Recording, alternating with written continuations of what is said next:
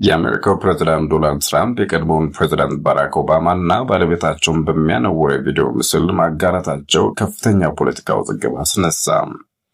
ጤና ይስጥልን የዩቲዩብ ቻናል ቤተሰቦቻችን እንደምን አመሻችሁ። በዓለም ዙሪያ አነጋጋሪ በሆኑ ፖለቲካ ጉዳዮች ላይ የምናቀርበው የዜና ሰዓታችን አሁን ጀምረዋል። በዛሬው ዜናችን የአሜሪካው ፕሬዝዳንት ዶናልድ ትራምፕ ራሳቸው የትሩዝ ሶሻል ማህበራዊ ትስስር ገጽ ላይ ያጋሩት አንድ አጭር ተንቀሳቃሽ ምስል በአሜሪካ ፖለቲካ ውስጥ ትልቅ አቧራ አስነስቷል። ትራምፕ ያጋሩት ይህ ምስል የአሜሪካ የመጀመሪያው ጥቁር ፕሬዝዳንት የሆኑትን ባራክ ኦባማ እና ባለቤታቸውን የቀድሞ ቀዳማዊት እመቤት ሚሼል ኦባማን ከእንስሳት ጋር በማመሳሰል የዘረኝነት ይዘት ያለው መልእክት ያስተላለፈ ነው በሚል ከዲሞክራቶች ብቻ ሳይሆን ከገዛ ፓርቲያቸው ከሪፐብሊካን አመራሮች ጭምር ከፍተኛ ጫናና ውግዘት እየደረሰባቸው ይገኛል። ጉዳዩን በዝርዝር የተከታተለው የውጭ ጉዳይ ክፍላችን ያጠናቀረው ዘገባ ወደ እናንተ እናደርሳለን። ተከታተሉ። ፕሬዚዳንት ዶናልድ ትራምፕ በትሩዝ ሶሻል ማህበራዊ ገጻቸው ላይ ያጋሩት የቪዲዮ መነሻው በምርጫ ማጭበርበሪያ ዙሪያ የሚያተኩር ቢሆንም በቪዲዮ ማለቂያ ላይ ግን የቀድሞ ፕሬዚዳንት ባራክ ኦባማ እና ባለቤታቸው ሚሼል ኦባማን ዝንጀሮ ወይም በዝንጀሮ መስለው እንደ ዘ ላየን ኪንግ ፊልም ገጸ ባህሪ ተደርገው የቀረቡበት አሳፋሪ ምስል የያዘ ነበር። የቪዲዮ ልጥፍ በገጻቸው ላይ ለ12 ሰዓታት ያህል ከቆየ በኋላ የተነሳ ሲሆን ትራምፕ ግን ለተፈጠረው ስህተት ይቅርታ ለመጠየቅ ፈቃደኛ አልሆኑም። ከጋዜጠኞች ለቀረበላቸው ጥያቄ ሲመልሱም እኔ ያየሁት የቪዲዮውን የመጀመሪያ ክፍል ብቻ ነው፣ ስለ ምርጫ ማጭበርበር የሚያወራውን እንጂ መጨረሻ ላይ ያለውን አሳፋሪ ምስል አልተመለከትኩም ሲሉ አስተባብለዋል። አክለውም ይህንን ቪዲዮ የለጠፉት የኔ ረዳት እንጂ እኔ አይደለሁም፣ የቪዲዮውን መጨረሻም ያዩት አይመስለኝም በማለት ጥፋቱን በሰራተኞቻቸው ላይ አላከዋል። ነገር ግን ይህ ጉዳይ በአሜሪካ ፖለቲካ ውስጥ ትልቅ ቁጣ ቀስቅሷል። በተለይም በሪፐብሊካን ፓርቲ ውስጥ ብቸኛው ጥቁር ሴናተር የሆኑት ቲም ስኮት ትራምፕ ያጋሩትን ቪዲዮ እጅግ ዘረኛና አሳፋሪ ሲሉ በይፋ አውግዘውታል። ሴናተር ስኮት በትዊተር ገጻቸው ላይ ባሰፈሩት ጽሑፍ ይህ ከዋይት ሃውስ ወይም ከፕሬዝዳንቱ አካባቢ ካየኋቸው ነገሮች ሁሉ እጅግ ዘረኛው ነገር ነው፣ ፕሬዝዳንቱ ይህን ልጥፍ በፍጥነት ሊያነሱት ይገባል ሲሉ ጠንከር ያለ መልእክት አስተላልፈዋል። የሲቢኤስ ኒውስ ዘገባ እንደሚያመለክተው ዶናልድ ትራምፕ ለሴናተር ቲም ስኮት በግል ስልክ በመደወል ነገሩ የሰራተኛ ስህተት መሆኑን ለማስረዳት የሞከሩ ሲሆን ከዚህ የስልክ ጥሪ በኋላም ቪዲዮ ከገጹ ላይ ተወግደዋል። ይሁን እንጂ ትራምፕ ለሕዝብ በሰጡት መግለጫ እኔ ለረጅም ጊዜ አሜሪካ ካየቻቸው ፕሬዝዳንቶች ሁሉ ዘረኝነት የማይታይበት መሪ ነኝ ሲሉ ራሳቸውን ተከላክለዋል። ለጥቁሮች ማህበረሰብ፣ ለወንጀል ፍትህ ስርዓት ማሻሻያ እና ለጥቁር ኮሌጆች ድጋፍ በማድረግ ብዙ የሰራው ሰው ነኝ ሲሉም ተደምጠዋል። የፖለቲካ ትንታኞች ግን ይህ ድርጊት የትራምፕ የፖለቲካ ቅቡልነት ውሃ ሊያስበላው የሚችል አሉታዊ ተጽዕኖ አለው እያሉ ይገኛሉ።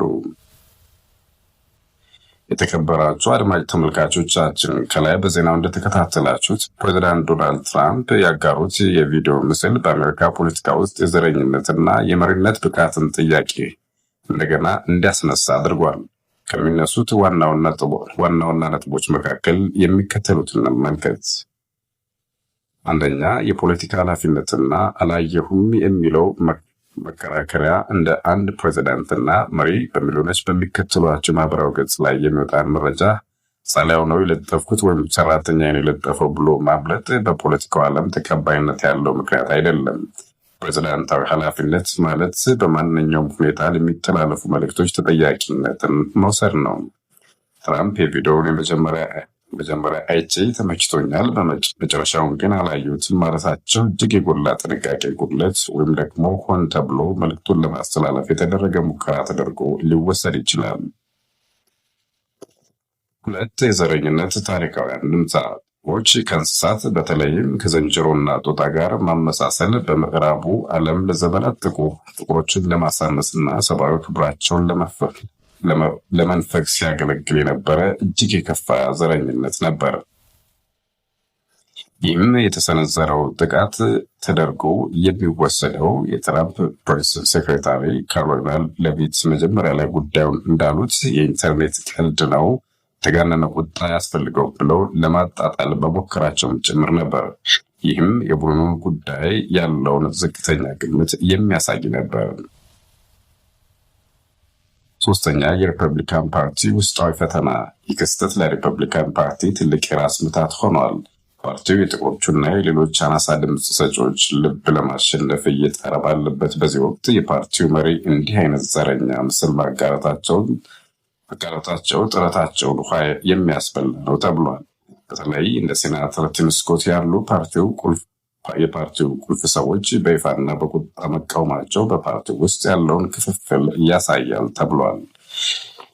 ስኮት እንጸልይለት ብለው መናገራቸው ጉዳዩ ምን ያህል ከባድ እንደሆነም ጠቋሚ ነው። አራተኛ ይቅርታ ያለመጠየቅ ፖለቲካ።